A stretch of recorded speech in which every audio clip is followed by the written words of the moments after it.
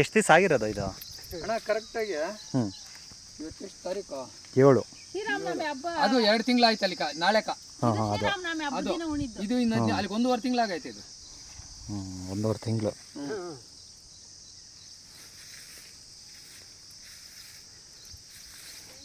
ಕಳೆ ಔಷಧಿ ಏನು ಹೊಡಿಬಿಡ್ರಿ ಅಣ್ಣ.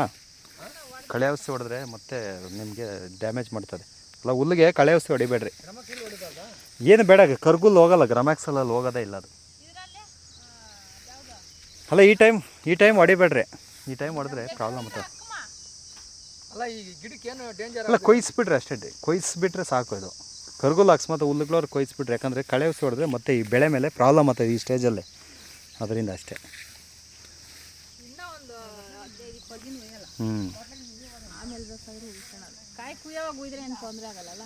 ಏನು ತೊಂದರೆ ಇಲ್ಲ. ಅವಾಗೊಂದು ಸ್ವಲ್ಪ ಇದಾಗಿರ್ತದೆ. ಇವಾಗ ಅಬ್ಸರ್ವೇಷನ್ ಮಾಡಿಬಿಡ್ತದೆ, ಅದು ಸೇವ್ ಮಾಡಿ ಇಟ್ಕೊತದೆ ಕಾಯಿಗೆ. ಸೇವ್ ಮಾಡಿ ಇಟ್ಕೊಂಡು ಈಗ ಸೇವ್ ಮಾಡೋ ಟೈಮ್ ಇದು.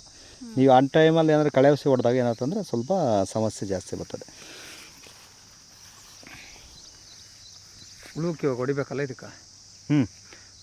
ಒಂದು ಕೊಟ್ಟು ನೀವು ಉಳುಕ್ ಮಾಡ್ಕೊಂಡ್ರಿ, ಯಾಕಂದರೆ ಈ ಟೈಮೇ ಸೊಳ್ಳೆನೂ ಉಳುಕ್ ಬರೋದು.